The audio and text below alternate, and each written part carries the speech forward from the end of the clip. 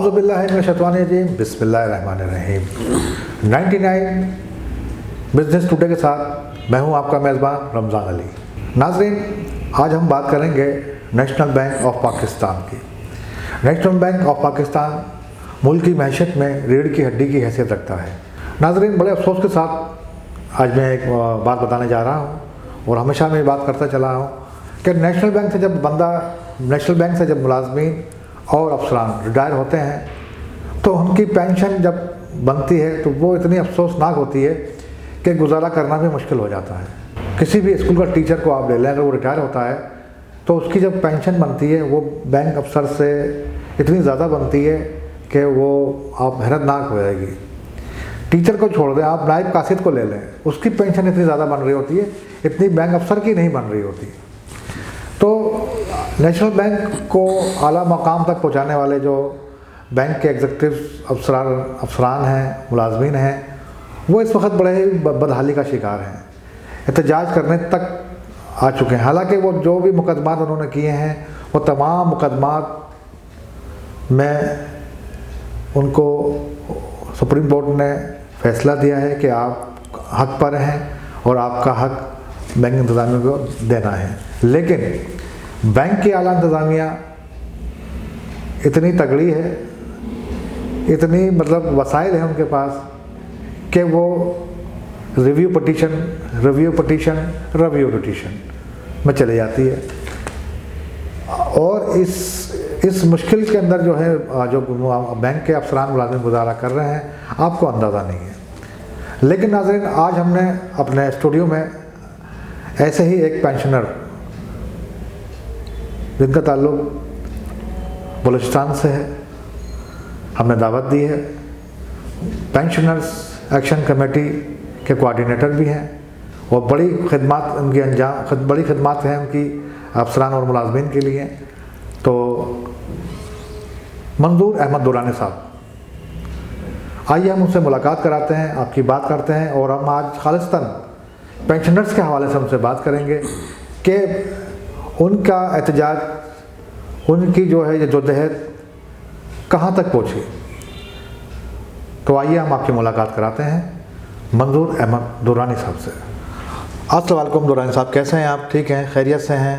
وعلیکم السلام بھائی، شکر الحمدللہ، اللہ کا کرم ہے۔ آپ خیریت سے ہیں؟ ٹھیک ٹھاک؟ میں بالکل ٹھیک ہوں درانی صاحب۔ میں سب سے پہلے تو آپ کا شکریہ ادا کرتا ہوں کہ آپ اتنی دور سے آج ہماری دعوت پہ یہاں موجود ہیں، اور بہت شکریہ آپ کا کہ آپ اتنی سردی میں بھی سردی وہاں کوئٹہ میں زیادہ ہوتی ہے بلوچستان میں کراچی کی نسبت، تو آپ آئے۔ میں ہم آپ سے بہت تہ دل سے آپ کا شکریہ ادا کرتے ہیں ڈاکٹر صاحب۔ بہت شکریہ رمضان بھائی آپ کا، اور اسپیشلی آپ کے چینل کا، اعجاز تاج صاحب کا، کہ آپ لوگ اسپیشلی پینشنرز کو بلا کے ٹائم دیتے ہیں، اور اس کے لیے تمام پینشنرز بلکہ آپ کے جو ہے شکر گزار ہیں۔ نہیں، بہت شکریہ۔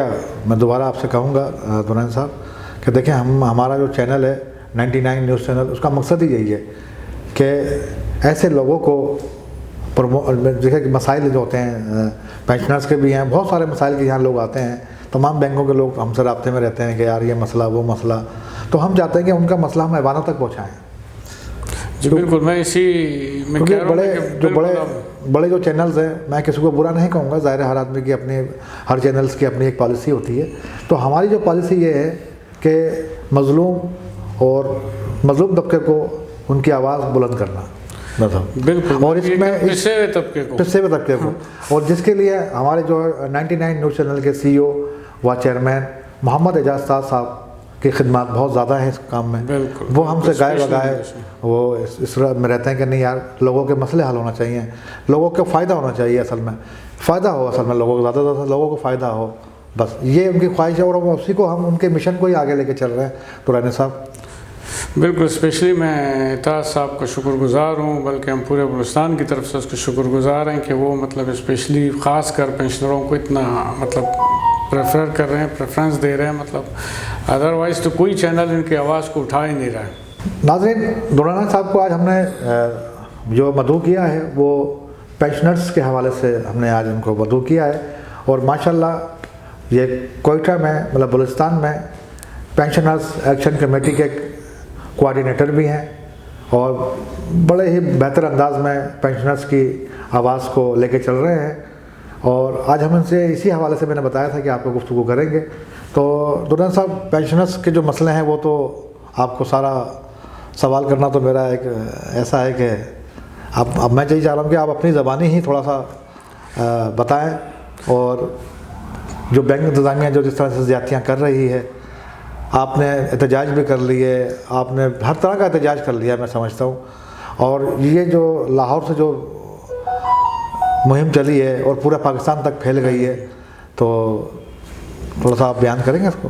بالکل رمضان بھائی، اصل میں پینشن کا تو ابھی تقریباً سب کو ہی پتہ چلا ہوگا کہ مطلب انہوں نے 99 میں جو پالیسی چینج کی 70% سے 30%، 50%، پھر ہم نے کیس لگایا مطلب عدالت میں، عدالت نے بینک پینشنرز کے حق میں فیصلہ کیا، پھر انہوں نے اپیل دائر کی، اس طرح کرتے کرتے سپریم کورٹ تک ہم جیت گئے۔ پھر انہوں نے 2017 اکتوبر میں ریویو لگایا، تو 2017 سے ریویو آج تک پینڈنگ ہے۔ اس میں جہاں تک میں اپنے ذاتی طور پہ کہہ رہا ہوں کہ مجھے یہ لگتا ہے کہ جو ہمارے پینشنر کے جو کیس لڑ رہے ہیں وہ بھی شامل ہیں، اور بینک کا تو وکیل خالد انور نہیں آتا، وہ ایک اپلیکیشن دے دیتے کہ جی میں بیمار ہوں، نہیں آ سکتا ہوں، کرونا ہے، فلاں ہے فلاں ہے۔ ہمارا جو بینک کا کیس لڑ رہا ہے وہ بھی چپ ہو جاتا ہے، جبکہ میں جب ہائی کورٹ میں کیس لڑ رہا تھا، جب وہ دوسرے وکیل ہوتے ہیں وہ اس کے کاز لسٹ اٹھا کے لے آتے کہ جی ادھر تو نہیں آ رہا، فلاں کورٹ میں تو یہ پیش ہو رہا ہے، کیسے بیمار ہے۔ ہمارے کیس میں وہ کبھی نہیں کرتے، ہمارے بینک کے وکیل جو ہے، جو پینشنر کے وکیل ہے اسپیشلی، وہ بھی خاموش ہو جاتے ہیں، یہ بھی خاموش ہو جاتے ہیں۔ 3 سال سے یہی چل رہا ہے۔ تو میں نے اپنے ساتھیوں کو، صادق کو اور اس کو جاوید صاحب کو سب سے ڈسکس کیا تھا۔ میں نے کہا یار کلرکوں نے ڈی چوک میں مظاہرہ کیا، نرسوں نے کیا، لیڈی ہیلتھ وزیٹر نے کیا، سب نے کیا، سب کے لوگ مسئلے حل ہو گئے، تو ہم کیوں نہیں کر سکتے ہیں؟ ہم جب بلوچستان میں کر سکتے ہیں، آپ لاہور میں کر رہے ہیں، کراچی میں ہو رہا ہے، آپ ڈی چوک میں ٹائم دیں، ہم ادھر بلوچستان سے لوگ لے کے آئیں گے، کراچی سے آئیں گے، پنجاب سے سارے آئیں گے، تو ہم بھی نکلیں گے۔ جب تک ہم اس کے خلاف کچھ کریں گے نہیں، نعرہ نہیں لگائیں گے، ڈی چوک میں نہیں بیٹھیں گے، مسئلہ حل نہیں ہوگا۔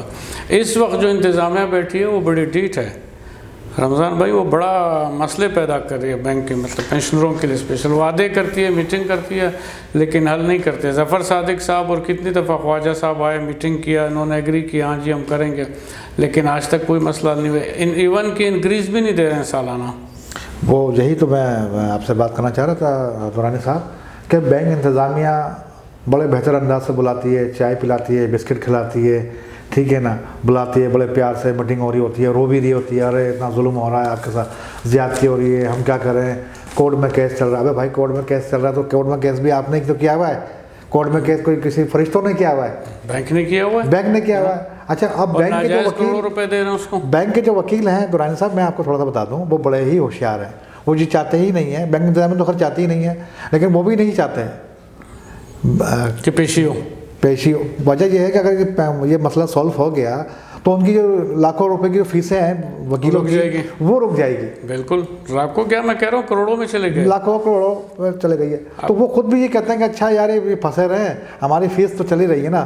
اچھا بینک انتظامیہ بھی، اچھا یہ جو نئے جو آئے ہیں اپنا عارف عثمانی صاحب، یہ تو بالکل ہی ڈفر آدمی، مطلب میں تو کہہ رہے ہیں تو بالکل ڈفر ہے، ختم آدمی مطلب یہ سمجھ لیں کہ اس کو کچھ سمجھ نہیں آتا۔ ان کا جو 3 سالہ یا 2 سالہ جو دور ہے گزرے گا، وہ بدترین دور گزرے گا عارف عثمانی صاحب کا۔ ایک بات میں رمضان صاحب بھائی آپ کو بتاؤں، میں نے، ہمارے دوستوں نے، ہم نے تو، آپ اس کو غلط کہیں صحیح کہیں، ہم نے ووٹ پی ٹی آئی کو دیا، بالکل اوپن کے، بلوچستان میں ہوتے ہوئے بھی، لیکن اس لیے دیا کہ جتنوں نے دیا کہ یار یہ لوگ آ کے انصاف کریں گے، کرپشن کے خلاف کام کریں گے۔ سعید احمد کے خلاف اتنے بات ہوئی کہ وہ منی لانڈرنگ میں تھا، یہ جو پریزیڈنٹ آیا کیا یہ صحیح آدمی ہے؟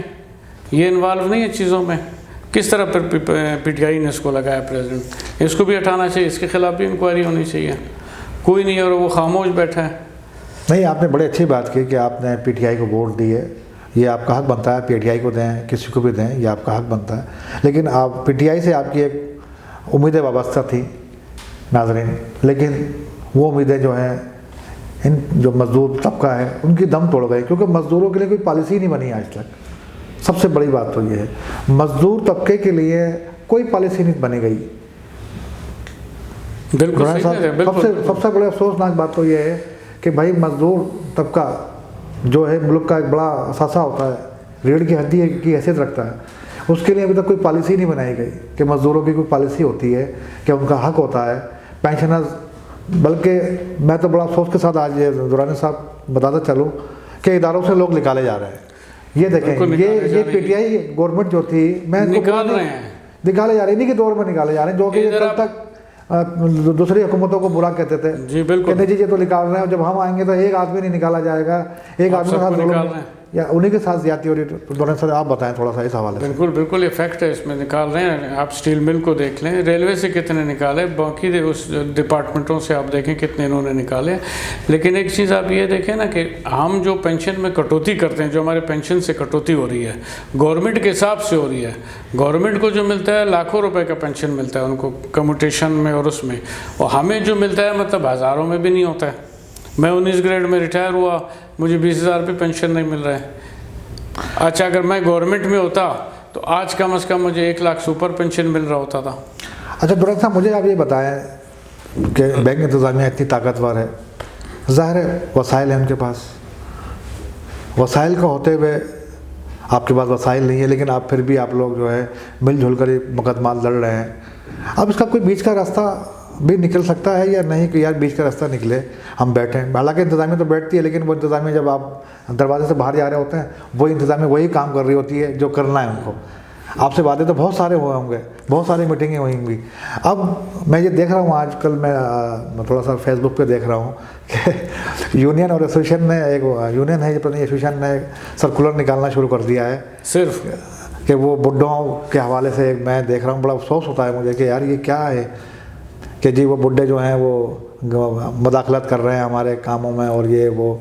بھائی یہ بڈھے جو ہیں جن کو آپ بڈھا کہتے ہیں اور بڈھے پینشنر جو ہیں یہ بینک کا اثاثہ, ٹھیک ہے, انہی کی وجہ سے آج بینک جو ہے آج ان کی خدمات جو ہیں ان سے فائدہ لینا چاہیے. رمضان بھائی ان کے بھی جتنے ریٹائر لوگ ہیں نا وہی سارے ان کے یونین ایسوسیشن چلا رہے ہیں, وہ پیچھا نہیں چھوڑ رہے ہیں. پیچھے دیکھیں وہی لوگ ہیں ان کے, وہی چلا رہے ہیں. میں نام نہیں لوں گا لیکن چلا وہی رہے ہیں. مجھے بڑا افسوس ہوا, میں رات کو فیس بک پہ میرے اصل میں سارے بینکس کے لوگ ہیں, میں دیکھتا ہوں, میں سرکولر پڑھ رہا تھا ان کا بینک کا, پتہ نہیں کس نے نکالا, میں یاد نہیں آ رہا مجھے نام, کس ایسوسیشن نے نکالا یا یونین نے, جس نے بھی نکالا. لیکن یہ طریقہ کار جو ہے وہ تھوڑا سا غلط ہے. آپ جو ہے انتظامیہ کو موقع دے رہے ہیں, اپنا جو ہے اس کو یہ موقع دے رہے ہیں کہ ہم جو ہیں الگ الگ ہیں. اب یہ دیکھیں ابھی جو اس وقت جو افسران کے ساتھ جو زیادتیاں ہو رہی ہیں, جو پروموشن کی جو معاملات چل رہے ہیں, ٹیسٹ پروموشن کے جو معاملات چل رہے ہیں قرآن صاحب, یہ وجہ کیا ہے؟ لیکن یہ میں آپ کو رمضان بھائی, پینشنر ایکشن کمیٹی پورے پاکستان میں ایک ہے, اس میں کوئی ٹکڑے یا وہ نہیں ہے بالکل.